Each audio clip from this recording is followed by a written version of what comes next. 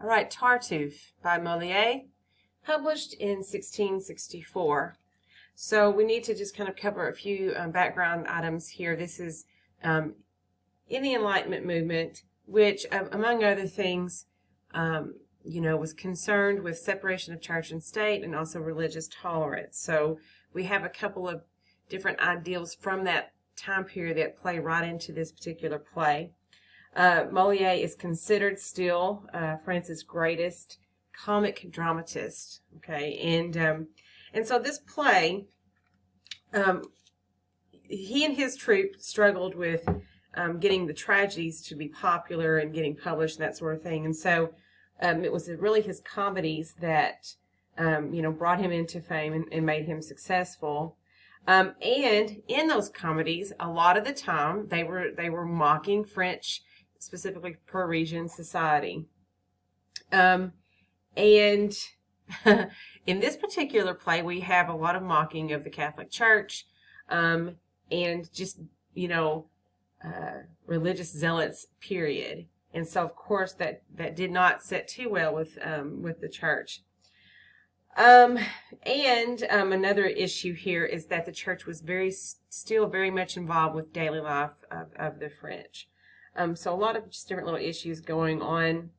On top of that, actors were considered sinful. Okay, so not only do we have a mocking of religion, but we have the people doing it seen as the most irreligious, unreligious, and sinful people. As a matter of fact, when Molière died suddenly, he was denied his, Christian burial because he was considered having died in sin because he was an actor.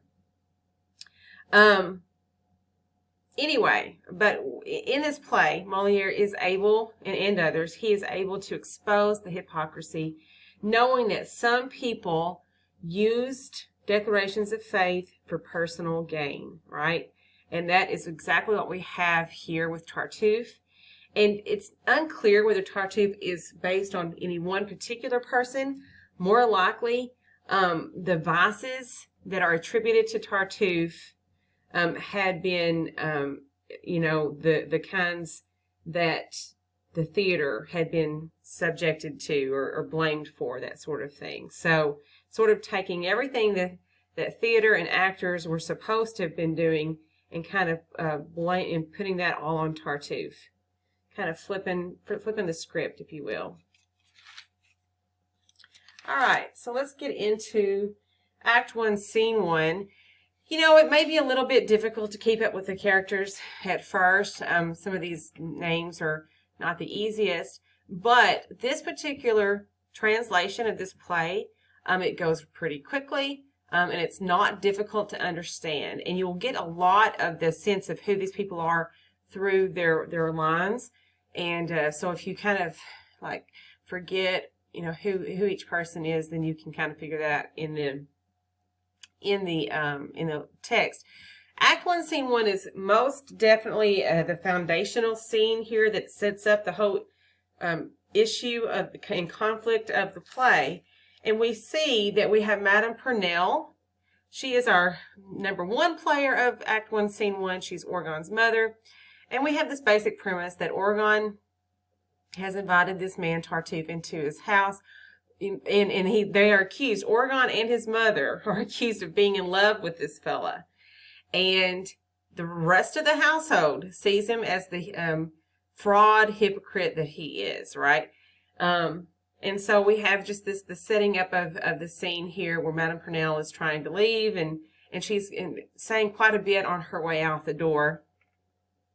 So I'm not going to spend too much time on any, particular lines necessarily, but you just want to pay attention to any of the lines that talk about hypocrisy, using reason to judge events or whatever. Also getting a sense of who Tartuffe is and what Madame Purnell believes him to be. He's out to save your souls, right?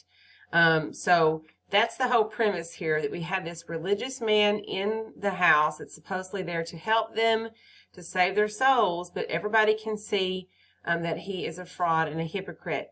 As a matter of fact, Doreen says, when he first came, to see this beggar who, when he first came, had not a shoe or shoestring to his name. And so one thing that's happening is that Oregon is housing him and giving him money in all this. And so it's going to get worse. He's going to give him more.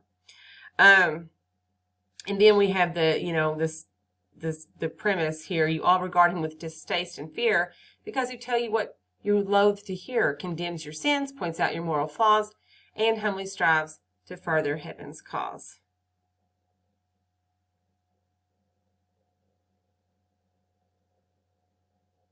And so the Act 1, Scene 1 ends with Madame Purnell giving her last. She's terrible. I mean, she's a terrible character. She's hateful. And so it's kind of, what we're going to see in this play is a lot of hypocrisy on all sides. If Madame Purnell and her son are so worried about the Christians in their home and their souls, they behave terribly, right, and talk terribly to the people in the home.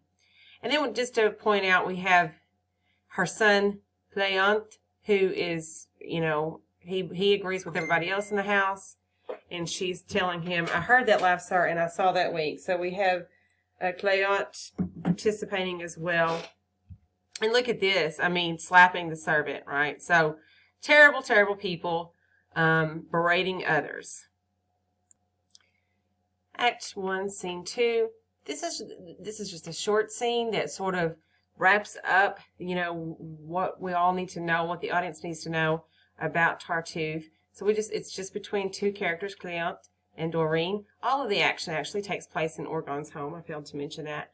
And just sort of a summing up, when someone leaves your house, you might have a few words to say about that person. And so that's what they're doing. They're first discussing Madame Purnell, and then they get into Oregon. Cléant says, my, what a scene she made and what a din, and how this man Tartuffe has taken her in.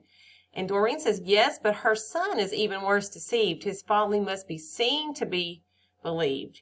He calls him brother and loves him as his life, preferring him to mother, child, or wife. In short, he's mad. He worships him. He dotes. And she says, Tartuffe, much pleased to find so easy a victim, has in 100 ways beguiled and tricked him, milked him of money, and with his permission established here a sort of inquisition. So very clear on, the conflict, even saying that Tartuffe's servant, Laurent, is just as bad, that they are just going around judging these people for how they live and taking advantage of Oregon and his hospitality. Act 1, Scene 3, very short, just a transitional scene here to move characters around and off stage and onto the stage. And we also have another plot piece that is established here. Damus is Oregon's son, and he is worried about his sister's wedding. This is Marianne to Valère. He wants to be able to marry, wants her to marry Valère, and so that he might get to marry Valère's sister. So that is another plot piece that is going to, end up causing a problem in the play. Act 1, Scene 4, we see for ourselves. The audience sees how obsessed Oregon is with Tartuffe. He comes home and he's asking a report from Doreen about, the goings-on at the house. And she's trying to explain that Elmira, his wife, had been, really ill. And all he can ask about is Tartuffe. And, of course, Doreen tells how wonderfully Tartuffe has been. He's been well fed and nothing wrong with him. And she keeps bringing back Elmira's condition. And still, all Oregon, is worried about his Tartuffe. Even says, this is the, ironic, keep saying poor fellow when these are good news items that he's hearing on Tartuffe. And then at the very end, we see a little snarky sarcasm from Doreen. She says, both are doing well. In short, I'll go and tell Madame that you've expressed keen sympathy and anxious interest. And of course, it was not keen sympathy and anxious interest about her. It was only about Tartuffe. But Doreen is just pointing out, the ridiculousness of Oregon's talk and behavior. All right, Act 1, Scene 5, we have the interaction between brothers Cléant and Oregon. And, this is basically just Cléant pointing out just how ridiculous Orgon's infatuation with Tartuffe is. And Orgon really shows the audience how deep his obsession is. He says, under his tutelage, my soul's been freed from earthly loves and every human tie. My mother, children, brother, and wife could die, and I'd not feel a single moment's pain. So, of course, already seeing some serious hypocrisy here when the basis of Christian religion is, how you treat one another. And Orgon is saying that no, that, he has no human ties anymore. And of course, Cleon is, calling him out. That's a fine sentiment, brother, most humane. That's obviously sarcasm there. And some interesting bits here. Orgon, says, oh, had you seen Tartuffe as I first knew him, your heart like mine would have surrendered to him. Okay, so that's going to be part of this play here. Tartuffe was supposedly one way when he's introduced to Orgon, and Orgon goes about trying to change him, and that's a question. Why would that be? Why would you want to change him? Because he's talking about how humble he was, at church, and this is when Orgon decides to bring him into the home. And Cleon keeps calling him out. Good God, man, have you lost your common sense, or is this awesome joke at my expense? How can you stand there in all sobriety? And then we have the crux of the time. Too much free thinking's made your faith unsteady. So that's part of the issue here. The people that, wanted to think for themselves, and then that would oftentimes go against the religious mandates that they were trying to live under.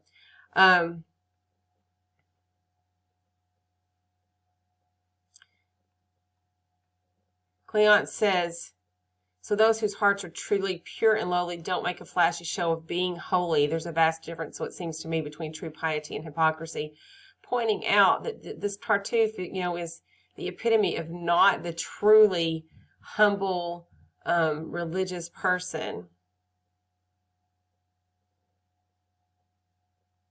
And he says, there's just one insight I would dare to claim. I know that true and false are not the same.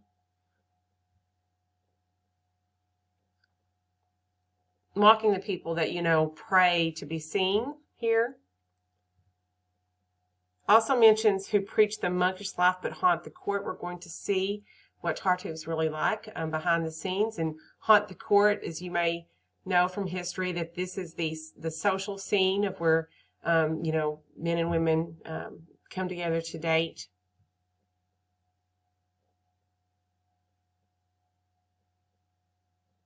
Talking about what true Christians looked like. And then Cleon says, your man is not their sort at all. Then we have this other plot piece coming in with Valère and the marriage. And Orgon keeps putting Cleon off. We don't know why yet. We will find that out soon. But Orgon is no longer honoring Valère's request to marry his daughter. And so we'll find out what happens with that later in the play.